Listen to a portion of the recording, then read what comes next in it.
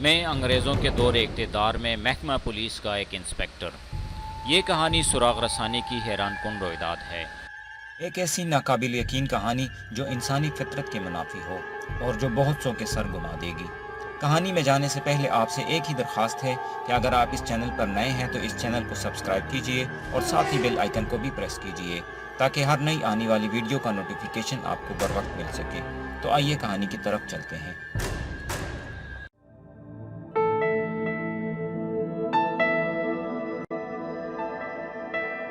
وہ چوری کا مال یا کوئی مغویہ عورت گاؤں میں لاتے تو گاؤں کا کوئی فرد اس کا سراغ نہیں دیتا تھا۔ لوگوں کے اس رویے سے پولیس کے لیے مشکل پیدا ہو جاتی تھی۔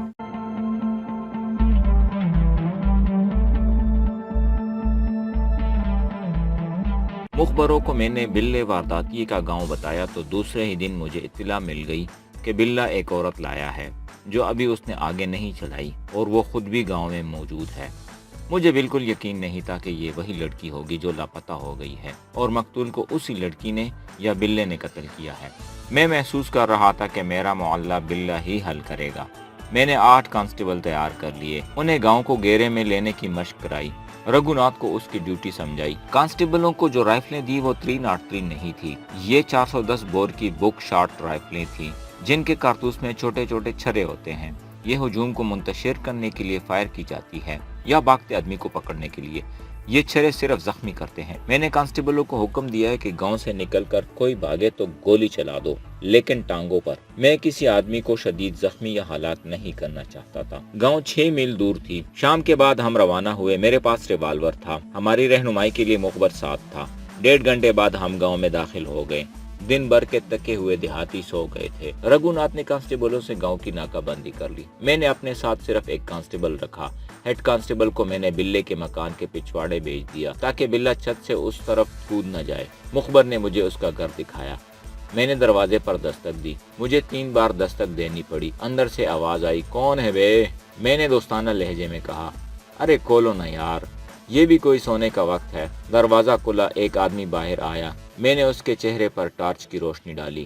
مخبر نے کہا، یہی ہے، اور مخبر فوراً پیچھے ہٹ گیا تاکہ بلہ اس کو پہچان نہ سکے۔ بلے نے عام سے لہجے میں کہا، اوہو داروغہ صاحب، فرمائیے حضور۔ میں نے اس کے کندھے پر ہاتھ رکھ کر کہا، بلے، میں لڑکی کو لینے آیا ہوں۔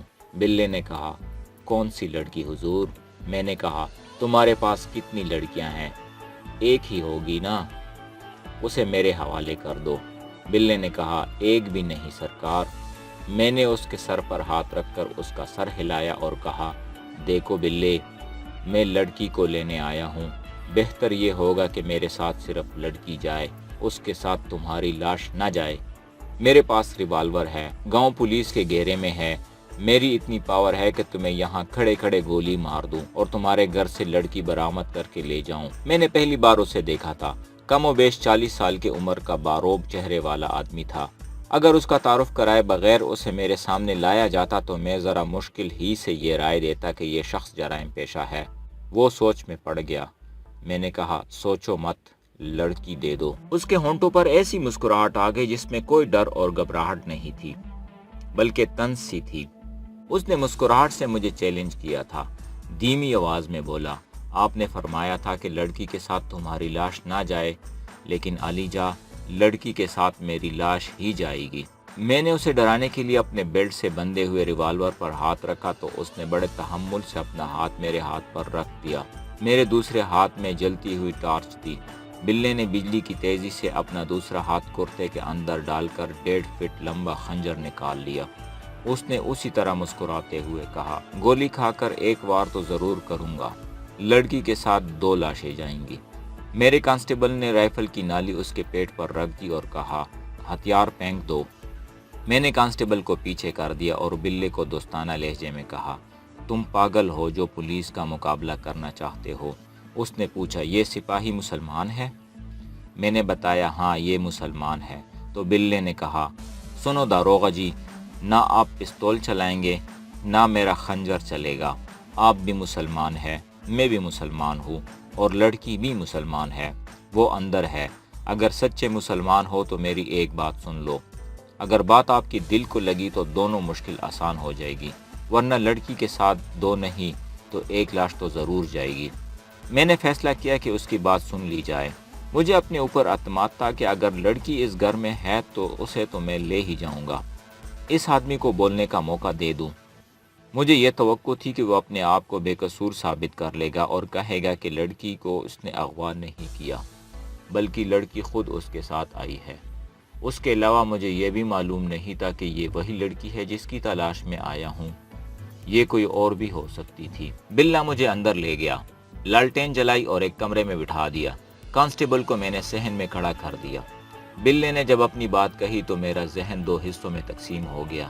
میں یہ بھی سوچوں کیا یہ شخص مجھے بدھو سمجھ کر دھوکہ دینے کا نیا طریقہ اختیار کر رہا ہے، لیکن میرے ذہن میں یہ خیال بھی آ جاتا تھا کہ میں خود اپنے آپ کو دھوکہ دے رہا ہوں۔ یہ وارداتیہ جو کچھ کہہ رہا ہے وہ اس کے دل کی آواز ہے۔ اس نے بات شروع کی ہی تھی کہ میں نے اسے ٹوک کر کہا، پہلے مجھے لڑکی دکھا دو، ہو سکتا ہے یہ وہ لڑکی نہ ہو جسے میں ڈھونڈ رہا ہوں۔ اس نے کہا، یہ وہی ہے داروغہ جی جس نے کوٹھی میں ایک شہری بدماش کو قتل کیا ہے۔ اس نے نام بتایا تو مجھے یقین ہو گیا۔ اس نے داروغہ سے مجھے ملک بنا دیا اور کہا، ملک صاحب، اور ٹھنڈی سانس بھر کر بولا، وارداتیوں کا ریکارڈ آپ کے پاس ہوتا ہے اور تھانے داروں کا ریکارڈ وارداتیوں کے پاس ہوتا ہے۔ کسی داروغے کا نام لو، میں بتا دوں گا کہ وہ کتنی قیمت کا داروغہ ہے۔ آپ کے متعلق پتہ چلا کہ سرکار پکے مسلمان ہے۔ سچی بات ہے، میں نہیں مانا۔ مسلمان داروغہ صرف داروغہ ہوتا ہے، مسلمان نہیں ہوتا۔ اب آپ مجھے یہ بتائیں کہ جناب اپنی قیمت وصول کریں گے یا جناب کو اپنی ایمان عزیز ہے؟ میں نے اس پر واضح کر دیا کہ مجھے کیا عزیز ہے اور میں کیا چاہتا ہوں۔ اس نے کہا، اللہ آپ کا ایمان اور پکا کرے۔ اب میرا فیصلہ سن لیں۔ لڑکی آپ کے ساتھ تھانے نہیں جائے گی، عدالت میں بھی نہیں جائے گی۔ اگر آپ اپنا زور استعمال کریں گے تو آپ کو لڑکی کی لاش ملے گی، شاید میری لاش بھی۔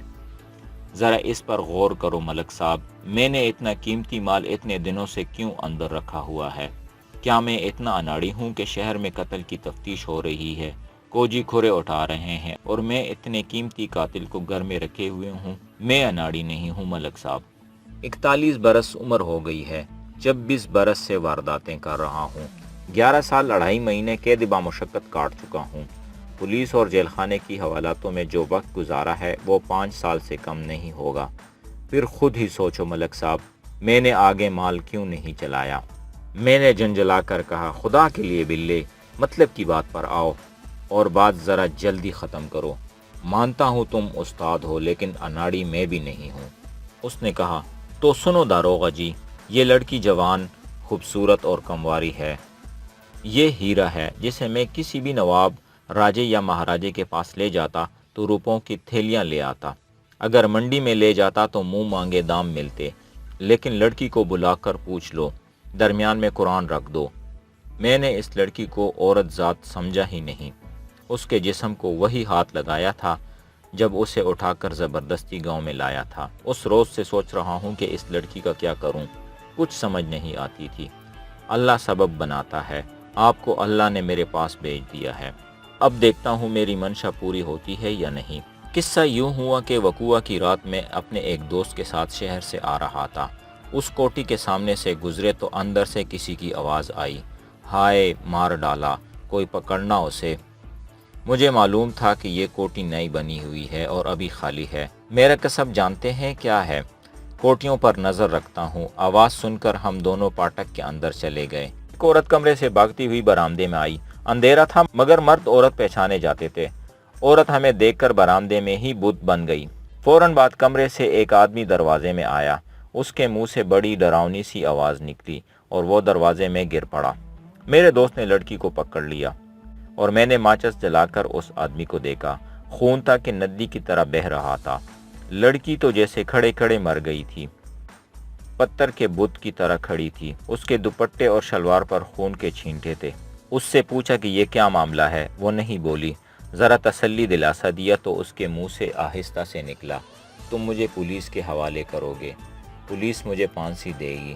میں نے پوچھا کہ اس آدمی کو کس نے مارا ہے؟ اس نے کہا، میں نے اسے چھری سے مارا ہے۔ میں نے ماچس جلا کر دیکھ لیا تھا کہ لڑکی نوجوان اور خوبصورت ہے اور اس کے ہوش اڑے ہوئے ہیں۔ قتل تو جابر مرد بھی ہضم نہیں کر سکتے۔ میں نے اس سے یہ نہیں پوچھا کہ اس نے اسے قتل کیوں کیا ہے۔ میں نے صرف یہ پوچھا کہ تم اس کوٹھی میں رہتی ہو؟ اس نے کہا نہیں، میں شہر میں رہتی ہوں۔ اس کی دکھتی رگ پکڑ کر میں نے کہا یہاں کڑی مت رہو ورنہ پولیس پکڑ کر لے جائے گی، آؤ ہمارے ساتھ، ہم تمہیں شہر کے باہر سے گھر پہنچا دیں گے۔ وہ سخت خوف زدہ تھی، میں جانتا تھا کہ قتل کر کے قاتل کی اندر کی کیا حالت ہو جاتی ہے۔ یہ تو نوجوان لڑکی تھی، وہ خاموشی سے ہمارے ساتھ چل پڑی۔ میں نے اس کی قیمت کا اندازہ کر لیا تھا، وہ اس امید پر ہمارے ساتھ ہو گئی تھی کہ ہم اسے باہر سے اور اندھیرے میں گھر پہنچا دیں گے۔ وہ ہم دونوں کے درمیان چلتی رہی، ہم نے اس سے کوئی بات نہیں پوچھی اور نہ اس نے کوئی بات کی۔ ہم اسے شہر سے دور ویران علاقے میں لے گئے۔ ایک جگہ وہ اچانک رک گئی اور بولی تم مجھے کہاں لے کے جا رہے ہو؟ میرا گھر ادھر تو نہیں۔ میں نے اس سے کہا کہ گھبراؤ نہیں، ہم تمہیں پولیس سے بچانے کی ترکیب کر رہے ہیں، مگر اس کا دماغ ٹھکانے آ گیا تھا اور اسے شک ہو گیا تھا کہ ہم اسے کہیں اور لے جا رہے ہیں۔ اس نے ہمارے ساتھ جانے سے انکار کر دیا۔ میں نے اسے بہت فریب دیے لیکن وہ نہ مانی۔ میں نے اس کا بازو پکڑ کر کھینچا تو وہ بیٹھ گئی، مجھے زبردستی کرنی پڑی۔ اسے اٹھانے لگا تو وہ جاڑی پر لیٹ گئی۔ ہم دونوں نے اسے کھڑا کیا اور گھسیٹنے اور دھکیلنے لگے۔ اس نے رونا اور چیخنا شروع کر دیا۔ تھوڑی دور لے جا کر میں نے اسے اٹھا کر کندھے پر ڈال دیا۔ میں ایسا قیمتی دانہ بلا کیسے چھوڑ سکتا تھا؟ میں اسے یہاں لے آیا۔ وہ چیختی چلاتی تھی، ایک بار بے ہوش بھی ہو گئی تھی۔ بڑی ہی مشکل سے میں نے اسے سنبھالا۔ آخر اس نے کہا میں نے اپنی اور بہن کی عزت بچانے کے لیے ایک آدمی کو قتل کیا ہے۔ تم کیا سمجھتے ہو کہ میں اپنا آپ تمہارے حوالے کر دوں گی؟ میں مسلمان کی بیٹی ہوں۔ اس نے یہ بات ایسے لہجے میں کہی کہ مجھ پر جیسے کسی نے پانی کا مشکیزہ خالی کر دیا ہو۔ میں نے اسے کہا مجھے پوری بات سناؤ، اور اس نے پوری بات سنا ڈالی۔ بلے نے مجھے وہی کہانی سنائی جو میں اس لڑکی کی بڑی بہن کے خاوند سے اور بیگی سے سن چکا تھا۔ یہ آپ کو بھی سنا چکا ہوں، دوبارہ سنانے کی ضرورت نہیں۔ لڑکی مقتول کو اس کوٹھی تک کس طرح لائی اور اسے قتل کس طرح کیا، آگے چل کر لڑکی کی زبانی سناؤں گا۔ پہلے بلے وارداتی کی بات مکمل کر لوں۔ اس نے کہا لڑکی نے کہا کہ ہم دو ہی بہنیں ہیں، بھائی کوئی نہیں، باپ بوڑھا ہے، اس لیے ایک گونڈے نے اتنی ڈٹائی سے ہمیں پھانسنے کی جتن کی، میری بہن کو اجاڑ دیا اور مجھے اجاڑنے کی دھمکی دی، اور میرے بہنوئی نے اس شبے پر میری بہن کو میکے بٹا دیا کہ ہمارا کوئی بھائی نہیں۔ میں اپنی بڑی بہن کا بھائی بن گئی۔ لڑکی کے ان الفاظ نے، اس کی غیرت مندی اور دلیری نے مجھے انسان بنا دیا۔ 41 سال کی عمر میں پہلی بار میں نے اپنے آپ پر لعنت بھیجی اور اپنے آپ سے کہا او بلے، شرم کر، کیا تو اس غیرت مند لڑکی پر جبر کر کے فخر کرے گا جس کا کوئی بھائی نہیں؟ اللہ گواہ ہے داروغہ جی، میں نے لڑکی کے سر پر ہاتھ رکھ کر کہا سن بچی، یہ بلہ ڈکیت تیرا بھائی ہے، یہ گنہگار تیرا باپ ہے، تو میرے قبضے میں نہیں، میری پناہ میں ہے، تیرا جسم مجھ پر حرام ہے، مجھ پر بھروسہ کر اور مجھے سوچنے دے کہ تجھے پولیس سے کیسے بچاؤں۔ لڑکی پھر بھی ڈری ہوئی تھی۔ میں نے اس کا ڈر دور کر دیا۔ میری 2 بیویاں ہیں، ایک کے ساتھ نکاح پڑھوایا تھا، دوسری بے نکاح ہی رکھی ہوئی ہے، دونوں میری غلام ہیں۔ انہیں لڑکی کی ساری بات سنا کر لڑکی ان کے حوالے کر دی۔ انہوں نے لڑکی کو نہلا دلا کر اسے اپنے سینے میں ڈال لیا۔ میرے لیے آسان طریقہ یہ تھا کہ رات کے وقت لڑکی کو اس کے گھر چھوڑ آتا، لیکن پتہ چلا کہ لڑکی کا دوپٹہ کہیں رہ گیا ہے اور ایک سینڈل بھی کہیں رہ گیا ہے، اور اس نے بتایا کہ چوری کوٹھی میں ہی رہ گئی ہے، تو میں نے لڑکی کو گھر لے جانے کا ارادہ بدل دیا۔ مجھے اچھی طرح معلوم ہے کہ پولیس انہی چیزوں سے سراغ لگایا کرتی ہے۔ اگر کوئی اور تانے دار ہوتا تو میں فکر نہ کرتا۔ آپ کے متعلق مجھے پتہ چلا کہ آپ کی تفتیش سے کوئی بچ نہیں سکتا۔ میں خود کئی بار ایسی ہی چیزوں سے پکڑا گیا ہوں۔ میں نے لڑکی کی کلائی دیکھی، اس میں 2 چوڑیاں تھیں اور کلائی زخمی تھی۔ میں نے پوچھا چوڑیاں کتنی تھی؟ اس نے بتایا کہ 5 تھی، باقی جائے واردات پر ٹوٹی ہوئی ہوں گی یا جب راستے میں ہم نے اسے گھسیٹا تھا۔ میں نے سوچا کہ بہت برا ہوا۔ میں نے لڑکی کو سمجھایا کہ مجھے تفتیش کا رخ دیکھنے دو اور کچھ دن انتظار کرو۔ مجھے کچھ سمجھ نہیں آ رہی تھی کہ آپ کیا کر رہے ہیں۔